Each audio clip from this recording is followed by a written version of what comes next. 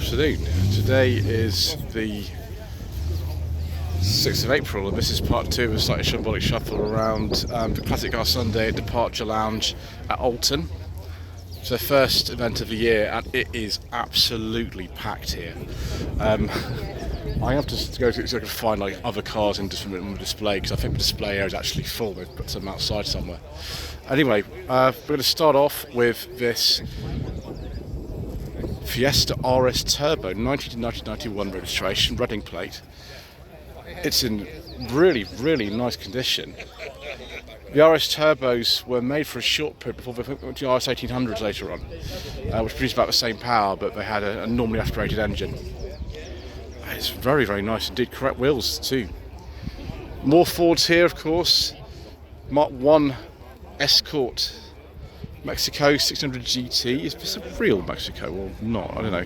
Someone in the comment section below can tell me, because there are a lot of Mexicos out there these days which, well, yeah, they can't be the real ones because there are more of them registered now than there were when they were new. So, I don't know. It could be. Someone's put a Type 9 5-speed gearbox in there, just a sensible decision. 68, 69 registration. But something much later, well than 10 years later, although basically the platform the same. Mark II Escort RS 2000, 1980 only. So a bit later than the one in the professionals, which is a 1977 car. It looks quite correct. The wheels have been changed, but everything else looks quite correct, apart from the gearbox, which again has been changed for a Type 9 5-speed in here. Yeah. Which is better for cruising the motorway, isn't it? That car again is really nice. Modified exhaust though, which is something different on there. Another Ford Zephyr 6, 1965. This one is on a C, which is almost for the last year for these. They've replaced late 65, early 66 by the Mark IV. Have the 6-cylinder engine in there. Sort of middle of the range. You could also get a Zephyr 4 and a Zephyr Zodiac. Then we have a Bentley convertible. What on earth are these called? If it was a Rolls Royce, it would be called the Corniche. I forget entirely what these were called by this stage. This looks like it's from like the 1990s actually, this car.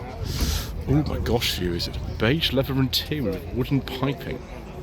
I do like a nice beige leather interior, viewers. Absolutely amazing. Oh yes, so a Continental, sorry, that's what they were called. I forget now. Although there have been many other Continentals since. RAF Biggin Hills, Land Rover here. Let's take a look at the dash. This is a Series 3, you can tell by the dash actually. Be a 71 or maybe a 72, but very early Series 3. But we've got, this is a delight, isn't it? A Citroen CX. Wow. Have we seen this one here before, viewers? I can't remember actually. I've seen so many cars since I was last here in October.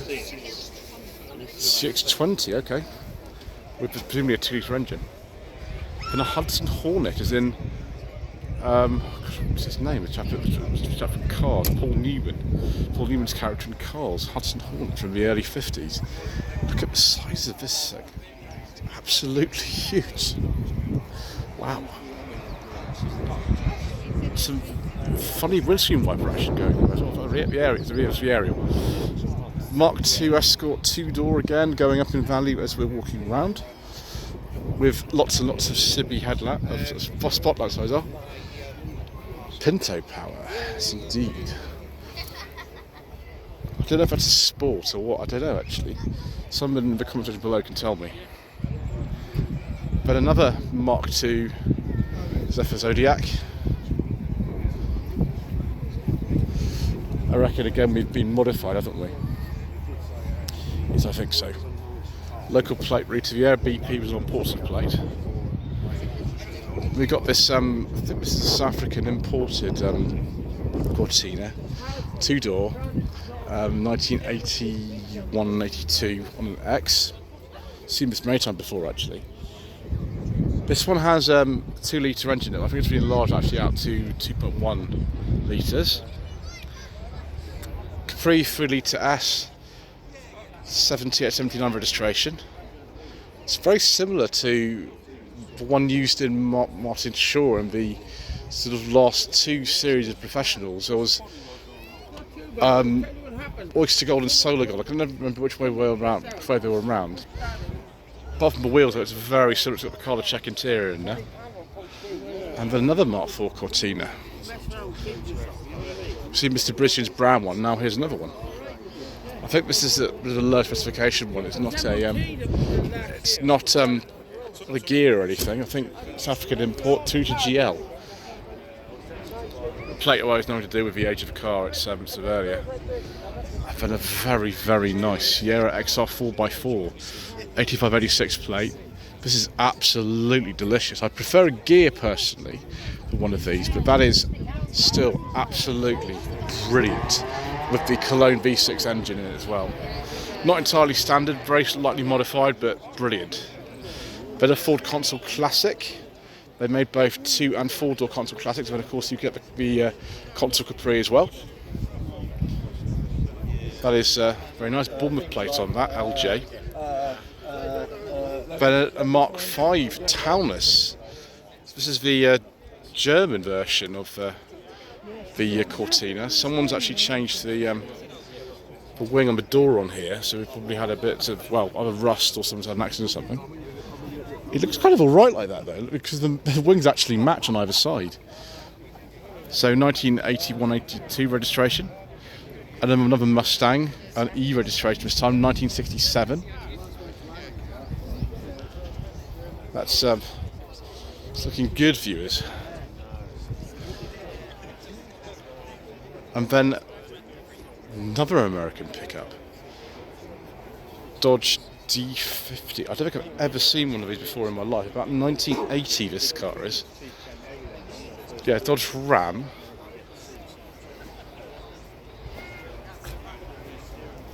Looks really small for an American pickup. They're like really small. It's like a rebadged Mitsubishi or something. Answer the comment section below. E36 BMW 3 Series here. M3, yeah, with the mirrors. Around 1994, something like that. Another Mustang. 1968-69 on a G, this Mustang.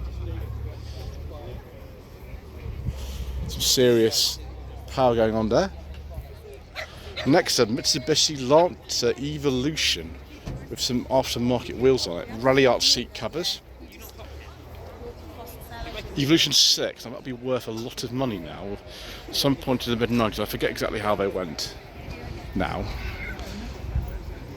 And we've got this. Now this thing, I think we saw perhaps at Lockheath last weekend. This is not like an identical one. I think it might be a different one actually. These are built in sort of 90s, I think, these things. They're sort of replicas of the Austin Healey 3000.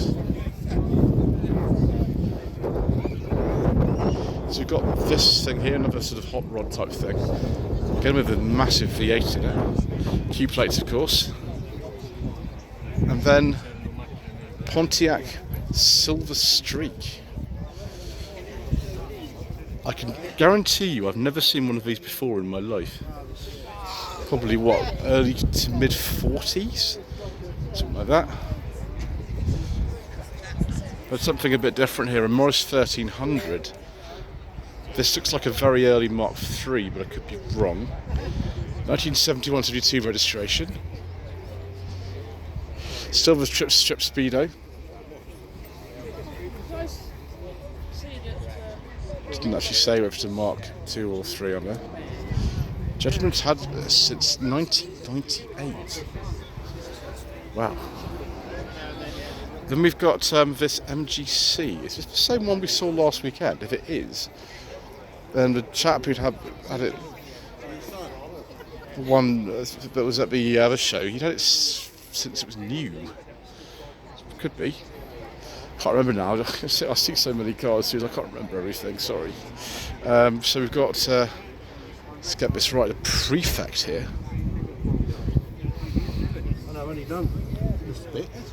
Imagine though that's not going to be original side engine. Another minivan, another late one, 79 to 80. This one looks really, really standard as well.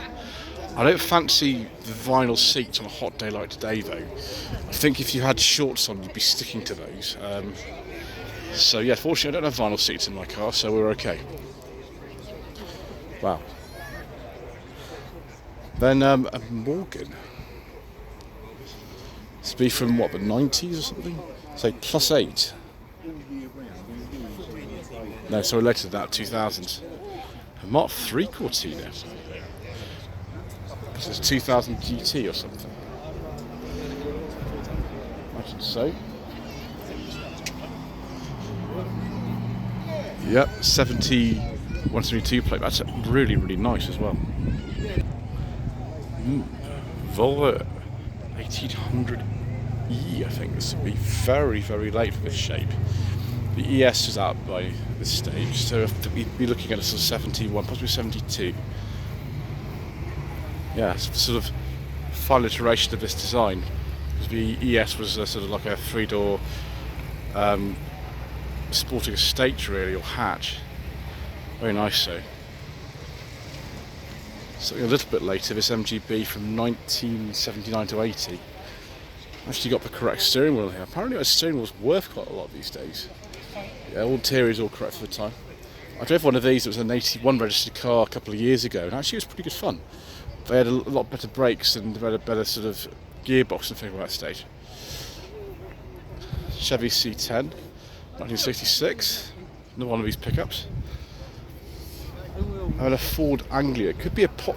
Yeah, I think it's an Anglia actually. The popular to four door, so be an Anglia, which looks like it's probably a bit faster than it used to be when it was made in the 1950s. That might be a racing number on the side of there. I think I'm going to skip the Land Rovers. I'm not sure what engine's in that. Bedford TK lorry. Wow. 72-73 registration. I'm sure many of you remember these. They have a very long production life of TKs. And an earlier Bedford here, it's an O-type or M-type. Saw this at Lockheed, didn't we, the other day? Maybe about 1950, something like that. Then a 56 Plymouth Belvedere. In a colour that I can only assume that maybe a lady sort of ordered this when it was new. That's the original colour for the car. It's a good idea to put that on there so you don't actually burn yourself when you're getting in and out because of the temperature of the seat. Excellent. 1931 Ford Model A.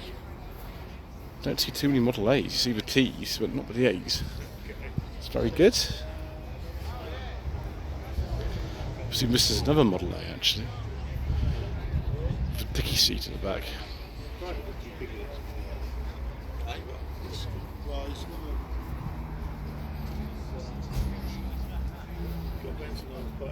Another one of these pickups. So many of them here today. Extraordinary numbers of them. That wheel I don't think is original to it. That's the engine, a bit more power. Another Chevy pickup, 1964. 32 Ford Coupe. Now this I think is a 57 Bel Air. Pretty sure that it is. Looks all sort of corrected here, apart from the wheels. It all looks very correct to me to one of these. Extraordinary. Mercury Comet in rather unusual shade of purple. It's very sort of early 70s, this sort of thing. And then 64 that one is. And then I presume it's an Oldsmobile Dynamic 88. It'd be around the same kind of era as a Mercury. Around that sort of time. And then a 1964 Ford Anglia. Which for sale. I wonder what we've got in here. So we've got the engine open. A Zetec R engine in there, probably a 2 litre.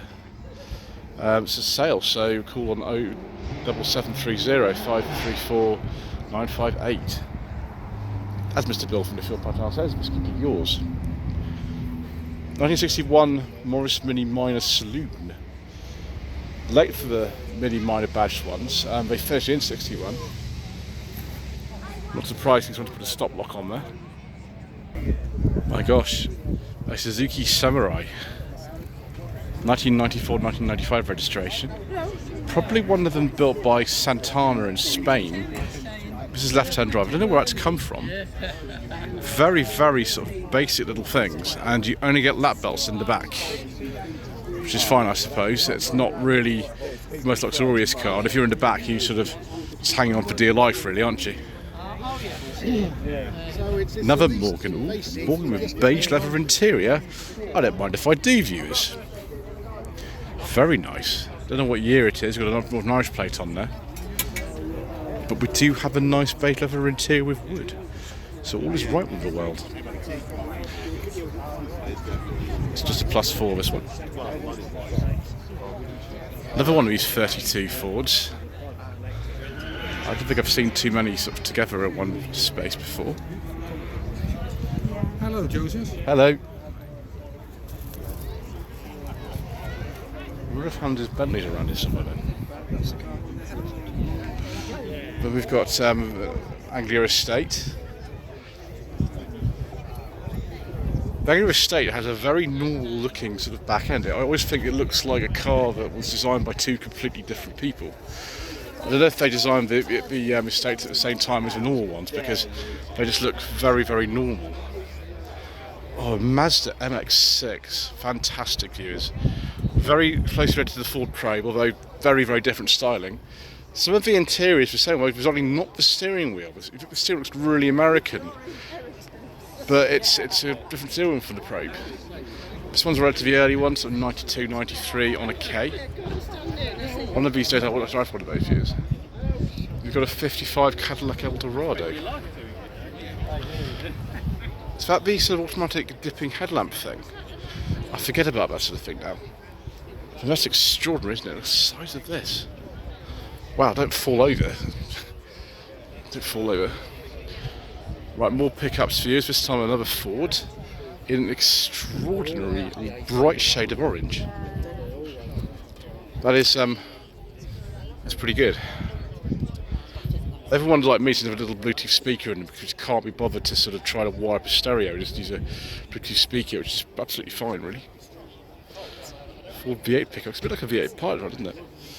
Then a Triumph Stag, 1973 to 74. As far as I can tell, this is a Mark II. Yes, it is. Always tell by the interior light. There we go.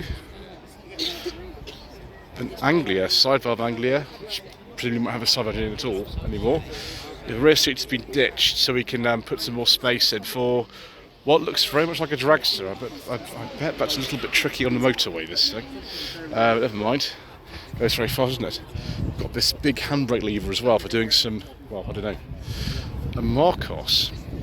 Interesting. 68, 69 on a G.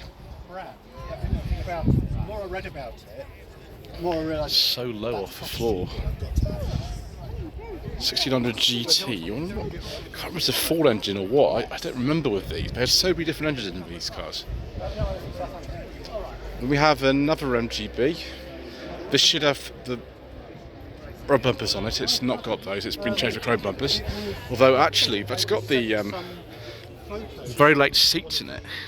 Just a sort of mixture of things. The steering wheel's been changed as well. Nice colour. Then a sort of dune buggy type thing. 72, 73 on an L. With a slightly larger fuel tank than standard as well. And a Capri 280 Brooklands from 1987 or 8. Some of the registration would be made in 1986 because the Capri was discontinued in December 86, and this was the last version of the 280 Brooklands. This one's got a turbo Technics conversion in it. That's worth a lot of money, viewers. Another 1965 Mustang. Another one. Wow.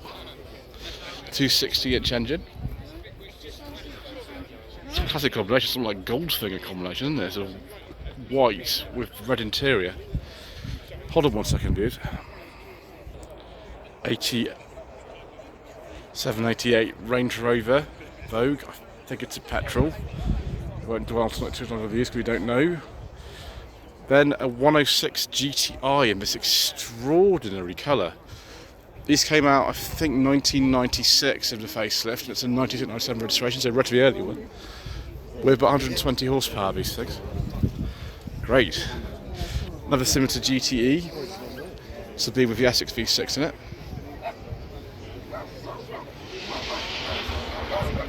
'72, '73 registration. Again, very nice colour, quite similar to the Peugeot actually. Similar colour, but not the same, of course. And then a Lotus XL in this beautiful colour, this kind of dark green with biscuit leather interior. Must be a late one actually. I think they were discontinued in 1992, so one of the last ones there. Very nice. Nice on the outside, nice on the inside. 1988-89 Porsche 911 Carrera. The 964 generation, I think, came out late 88, so this is just before that.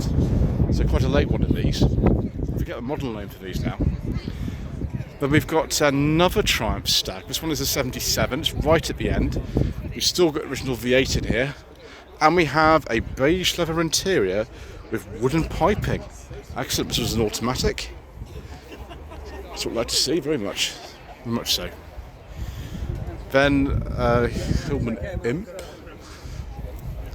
Actually, it could be a Sunbeam, this one. Have we seen this one before, viewers, somewhere? I think we have, actually, haven't we? This is modified for competition. I think it was that I've driven on any of these Imp derivatives. I last drove one in, I don't know, was it 2.5 years ago or something like that? Then a very early Ford Grenadier. It's left-hand drive. It's even earlier than ones we got. I think we got the gears first in 1974. This is too early for that, judging by the plate. So it'd be kind of 72, 73. So yeah, I think the gears came out on the content before they came over here. It's like a Maestro steering wheel in this Morris Minor. It's like a Maestro. It's an extraordinary. I don't know why you would put a Maestro steering column or something in a Morris Minor, but there you go, split screen one. So about 1955, something like that probably. And then we've got a 1965 Ford Zodiac. So we saw the Zephyr 6 earlier, now we've got the Zodiac, which is it's very nice actually, this. Gold plated badge. Yeah, that's very agreeable actually. 1969 to 70 Jaguar E-Type Series 2 Coupe. Not for 2+2. There's a beautiful XK engine. That does look rather nice here. I've driven a couple of these, but not a Series 2, a Series 1 and a Series 3. And then we saw a 1.6 GTI earlier, we've got a 1.9 GTI here on an H, so 1990. I think this must be just before they facelifted this in 1990, because it's still got the older style front and rear end on it. Facelift wasn't massive anyway, the dashboard was changed in 1988, so it was sort of for the facelift. But yeah, very nice. Oh, this is even better view. It's an Alfa Romeo Alfa Sprint 105. I love this car. I've seen it several times actually, down Lock's Heath. It's a beautiful car, this. The gentleman owns the Alfa Sprint. He's very nice. I might have been able to go that at some point, viewers, if I behave myself. Anyway, Series 1 E-Type, early one, with beige leather interior. We have 3.8 this one. Very nice. Again, not a 2+2, just a normal one. It's amazing how long the bonnet is in these. And then we have Vauxhall Cavalier Mark II LX. This is like a run-out model. Now, originally registered in Reading, JM registration, but I think it lived somewhere else for most of its life. Very late, so 87, 88. We've got the cassette storage in the middle there. We've only got windy windows. It's not a CD or anything like that. I'd love a CD, but you know, that'll do. It looks a bit like an SR I, doesn't it? But lowest specification. With a very, very nice Vanden Pla.